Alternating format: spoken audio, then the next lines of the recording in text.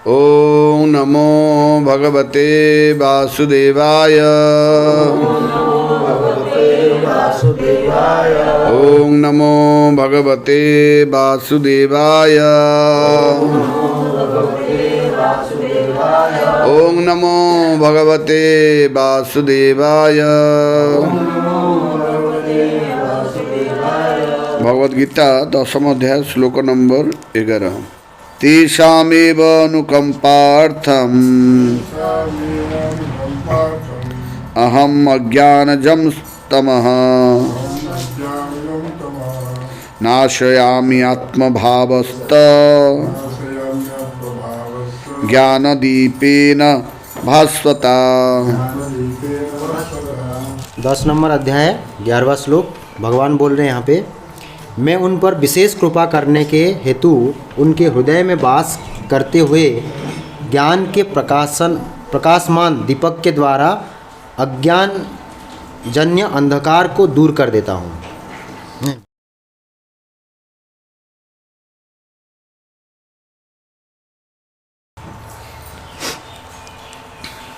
मैं उन पर विशेष कृपा करने के हेतु उनके हृदय में वास करते हुए ज्ञान के प्रकाशमान दीपक के द्वारा अज्ञान जन्य अंधकार को दूर करता हूँ।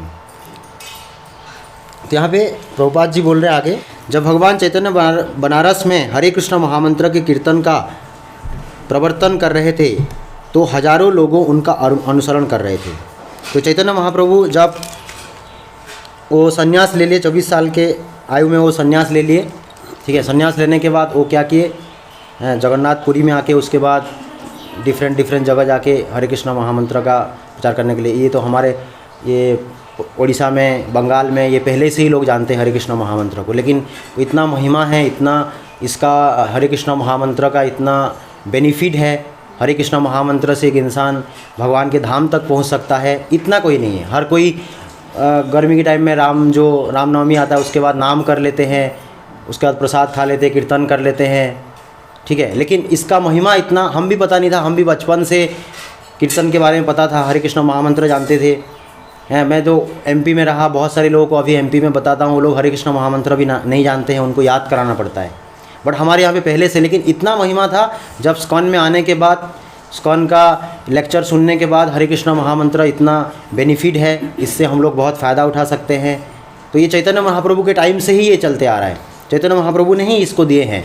देन तत्कालीन बनारस के अत्यंत प्रभावशाली एवं विद्वान प्रकाशानंद सरस्वती उनको भावुक कहकर उनका उपहास करते हैं। कभी कभी भक्तों की आलोचना दार्शनिक यह सोचकर करते हैं कि भक्तगण अंधकार में हैं और दार्शनिक दृष्टि से भोले भाले भावुक हैं, किंतु यह तथ्य नहीं है। ऐसे अनेक बड़े बड़े विद्वान पुरुष हैं जिन्होंने भक्ति का दर्शन प्रस्तुत किया है, किंतु यदि कोई भक्त उनके इस साहित्य का या अपने गुरु का लाभ न भी उठाए और यदि वह अपनी भक्ति से एकनिष्ठ रहे तो उसके अंतर में कृष्ण स्वयं उसकी सहायता करते हैं। अतः कृष्ण भावनामृत में रत एकनिष्ठ भक्त ज्ञान रहित नहीं हो सकता। इसके लिए इतनी ही योग्यता चाहिए कि वह पूर्ण कृष्ण भावनामृत में रहकर भक्ति संपन्न करता रहे। आधुनिक दार्शनिकों का विचार है कि बिना विवेक के शुद्ध ज्ञान प्राप्त नहीं किया जा सकता। उनके लिए भगवान का उत्तर है, जो लोग शुद्ध भक्ति में रत है, भले ही वे पर्याप्त शिक्षित न हो तथा वैदिक नियमों से पूर्णतया अवगत न हो, किंतु भगवान उनकी सहायता करते ही हैं, जैसा कि इस श्लोक में बताया गया है। भगवान अर्जुन को बताते हैं कि मात्र चिंतन से परम सत्य भगवान को समझ पाना असंभव है, क्योंकि भगवान इतने महान है कि पूरे मानसिक प्रयासों से उन्हें न तो जाना जा सकता है न ही प्राप्त किया जा सकता है। भले ही कोई लाखों वर्षों तक चिंतन करता रहे, किंतु यदि भक्ति नहीं करता, यदि वह परम सत्य का प्रेमी नहीं है, तो उसे कभी भी कृष्ण या परम सत्य समझ में नहीं आएंगे। परम सत्य कृष्ण केवल भक्ति से प्रसन्न होते हैं और अपनी अचित्य शक्ति से वे शुद्ध भक्त के हृदय में स्वयं प्रकट हो सकते हैं। शुद्ध भक्त के हृदय में तो कृष्ण निरंतर रहते हैं और कृष्ण की उपस्थिति सूर्य के समान है, जिसके द्वारा अज्ञान का अंधकार तुरंत दूर हो जाता है। शुद्ध भक्त पर भगवान की यही विशेष कृपा है। करोड़ों जन्मों के भौतिक संसर्ग के कलमश के कारण मनुष्य का हृदय भौतिकता से मल धूलि से आच्छादित हो जाता है, किंतु जब मनुष्य भक्ति में लगता है और निरंतर हरे कृष्ण का जप करता है तो यह मल तुरंत दूर हो जाता है और उसे शुद्ध ज्ञान प्राप्त होता है। परम लक्ष्य विष्णु को इसी जप तथा भक्ति से प्राप्त किया जा सकता है, अन्य किसी प्रकार के मनोधर्म या तर्क द्वारा नहीं। शुद्ध भक्त जीवन की भौतिक आवश्यकताओं के लिए चिंता नहीं करता है, न तो उसे कोई और चिंता करने की आवश्यकता है, क्योंकि हृदय से अंधकार हट जाने पर भक्त की प्रेमा भक्ति से प्रसन्न होकर भगवान स्वतः सब कुछ प्रदान करते हैं। यही भगवत गीता का उपदेश सार है। भगवत गीता के अध्ययन से मनुष्य भगवान के शरणागत होकर शुद्ध भक्ति में लग जाता है। जैसे ही भगवान अपने ऊपर भार ले लेते हैं, मनुष्य सारे भौतिक प्रयास से मुक्त हो जाता है। मतलब यहाँ पे भगवान बोल रहे हैं कि मैं उन पर विशेष कृपा करता हूँ। यहाँ पे प्रभुपाद जी समझाने की कोशिश कर रहे हैं कि हमको भक्ति में लगना चाहिए। बहुत सारे दार्शनिक हैं इंडिया में कि पूरे वर्ल्ड में बहुत सारे लोग बहुत सारे तरीके का बात बताते हैं। कोई बोलता है हमको ब्रह्म ज्योति को हासिल करना है, और कोई बोलते हैं जो हमारा जो ईश्वर हैं वो एकाकार है, उसका कोई आकार नहीं है, निराकार है वो। तो बहुत सारे लोगों का बहुत सारी टिप्पणी है, लेकिन प्रभुपाद जी जो यहाँ पे बोले हैं उनका जो मेन थीम है वो समझाने की कोशिश किए हैं इस श्लोक में। हमको भक्ति करके ही भगवान को हम लोग पा सकते हैं, इस भक्ति करके ही हम लोग भगवान के धाम पहुंच सकते हैं। तो यहाँ पे एक चीज़ समझाने की कोशिश कर रहे हैं प्रभुपाद जी ने कि जो भक्ति करता है और भगवत गीता पढ़ता है, भगवत गीता पढ़ने के बाद वो जब कंप्लीटली भगवत गीता पढ़ता है, ऐसा नहीं कि शुरुआत कर लिया, कंप्लीटली पढ़ता है, लास्ट में कंक्लूजन में भगवान ने दिए हैं 18.6 में, सर्वधर्मान परित्यज्य मामेकम शरणं व्रज अहम त्वाम सर्व पापेभ्यो मोक्षस्वामी मा शुचः।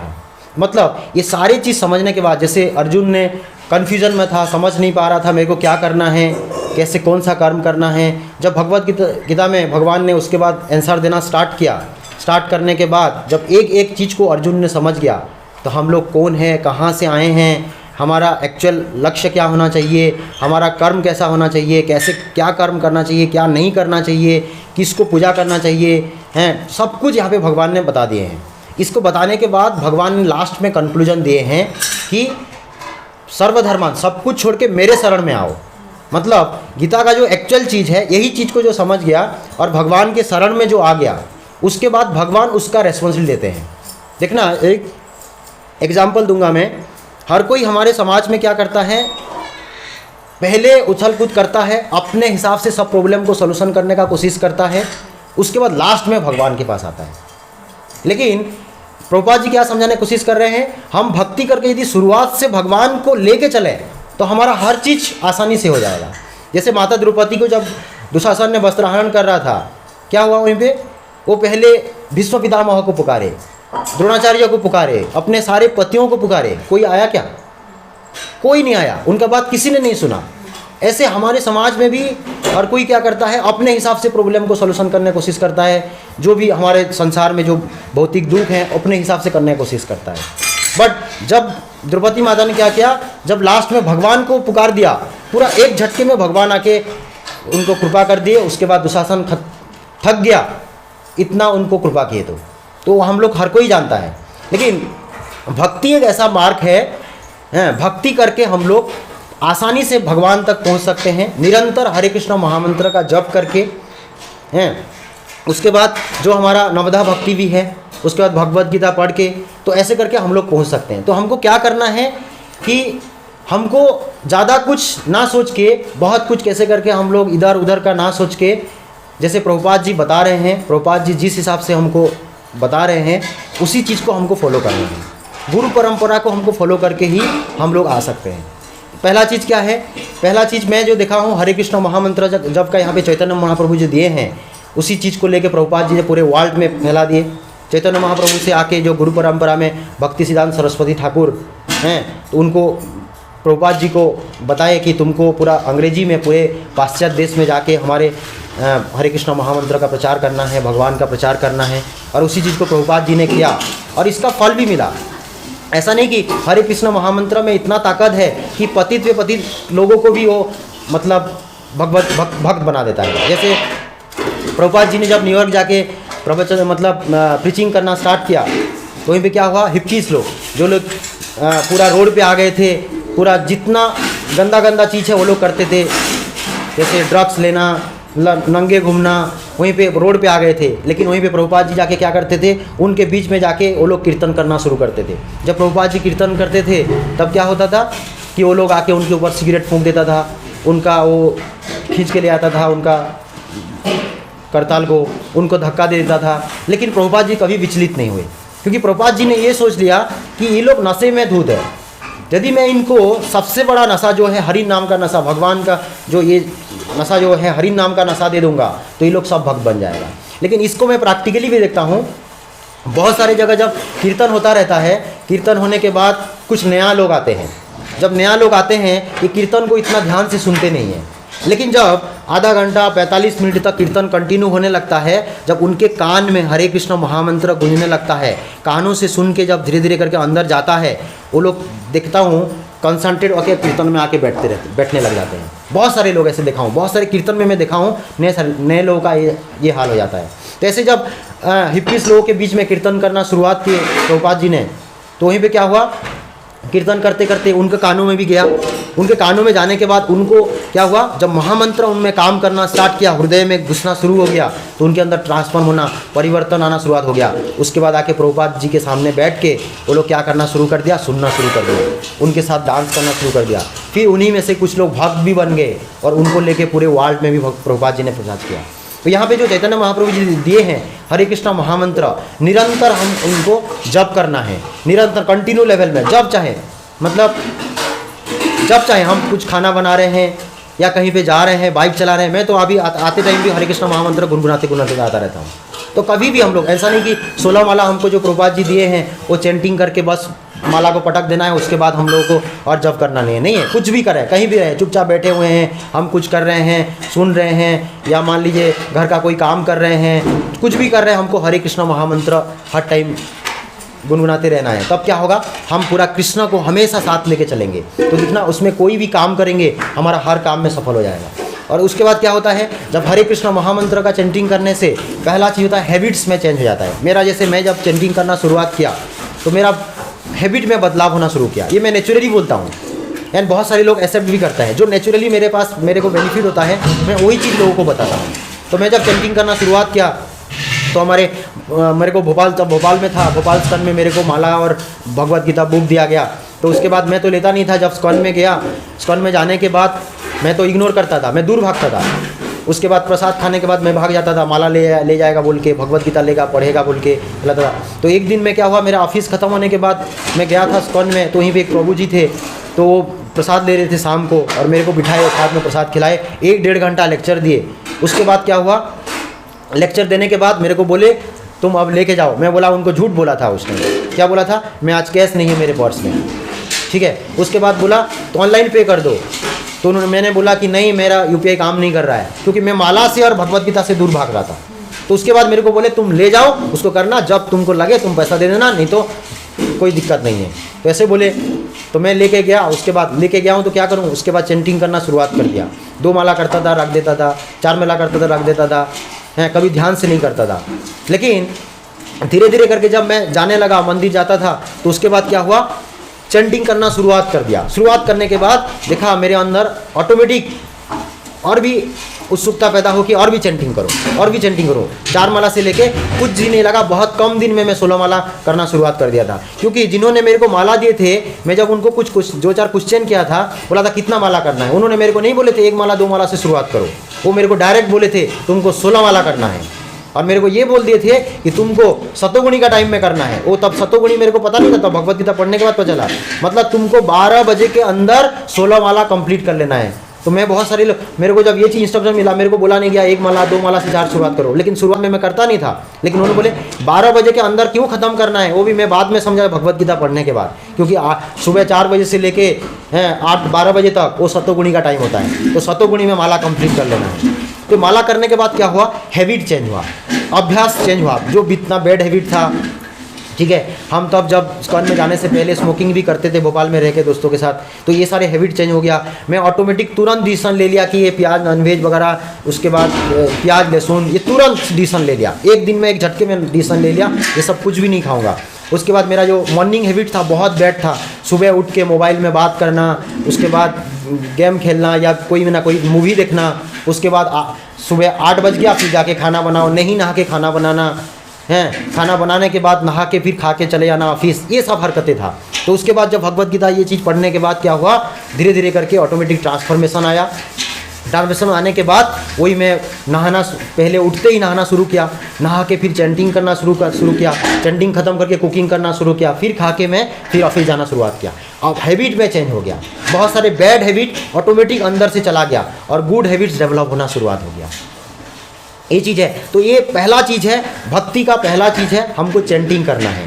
मतलब कुछ चीज़ हमको, यदि अभी हम लोग नवधा भक्ति में सब कुछ कर पाएंगे पॉसिबल नहीं है। शुरुआत में हमको 4 चीज़ को हमको फॉलो करना है।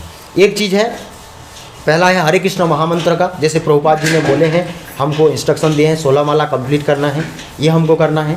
दूसरा चीज़ है, थोड़ा बहुत जितना भी हमको समय मिले उसमें बुक्स रीडिंग करना है। अभी हम लोग भगवत गीता से शुरुआत कर रहे हैं, बुक्स रीडिंग करना है। बुक्स रीडिंग करने के साथ साथ हमको और एक चीज़ क्या करना है, वैष्णव सेवा करना है। वैष्णव सेवा जरूरी है, हम जितना भी कर पाएँ, वैष्णव हमारे पास है उसका हम सेवा करने में लगेंगे, सेवा में लगना है। उसके बाद हमको क्या करना है, कोशिश करना है 4 रेगुलेटरी प्रिंसिपल को फॉलो करना है। ये 4 चीज़ हमको ज़्यादा कोई बहुत ज़्यादा, यदि बहुत सारे लोगों को शुरुआत में बता देंगे बहुत सारी चीज़, तो वो फॉलो नहीं कर पाएगा।